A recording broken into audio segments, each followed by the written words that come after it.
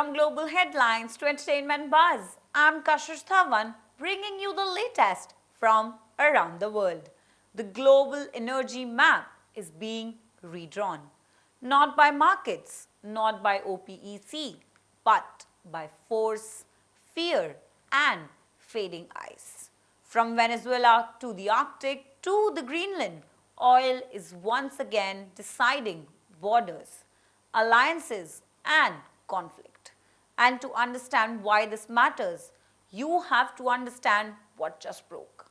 For nearly 3 decades after the Cold War, oil was managed, not conquered.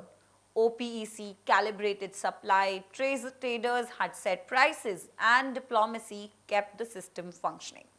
Even during crisis, energy security was a question of contracts and markets. That era is now ending. What is replacing is a much older logic, one where energy security is achieved through control, territory, and geopolitical pressure. Starting with Venezuela. On paper, it should have been an energy superpower. In reality, it was brought to its knees by sanctions, mismanagement, and infrastructure rot. Production collapsed from millions of barrels a day to a fraction of that. But here is the part Washington never forgot. Venezuela still holds 303 billion barrels of proven oil. This largest reserves on earth. That oil is not just a resource, it is a leverage. As United States sanctions pushed Venezuela out of Western markets, China had stepped in, expanding its footprint in Latin America. And now the US is moving back, not to save Caracas, but to reassert influence, limit China's access, and reclaim a strategic supply node in its own backyard. This is not about helping Venezuela recover. This is about who controls the flow. Now let's move north, where the map is literally melting.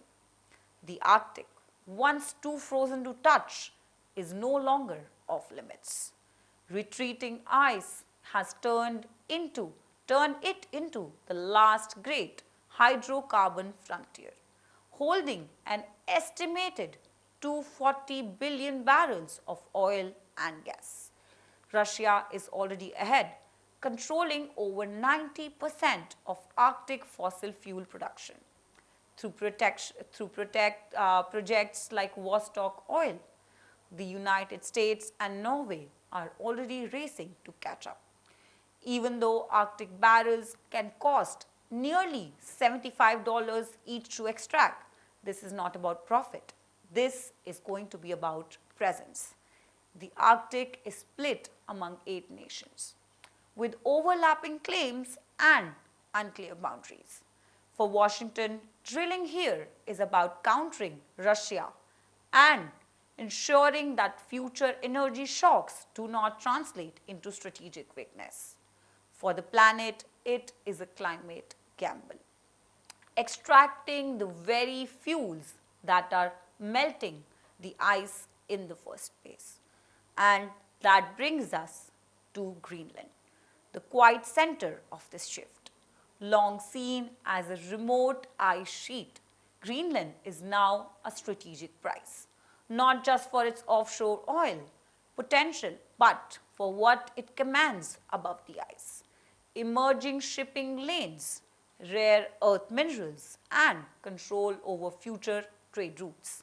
In 2021, Greenland banned new oil and gas exploration, citing climate risks and high costs. But climate change has altered the calculus.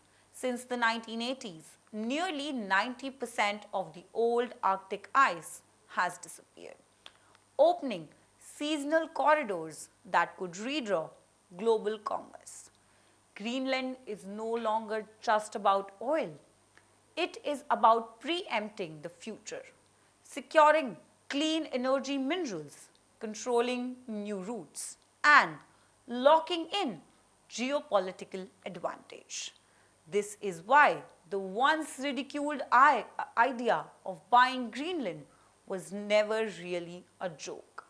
So what does this tell us? That energy has stopped being just an economic input. It has returned to being a tool of power. From Venezuela's heavy crude to the Arctic's frozen vaults to Greenland's strategic ice, the rules are changing. And in 2026, the message is clear. The world is not moving away from the oil as fast as it pretends.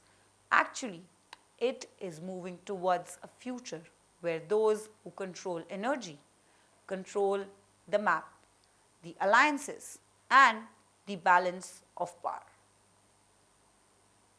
For more such videos, subscribe to the NewsX YouTube channel, hit the bell icon.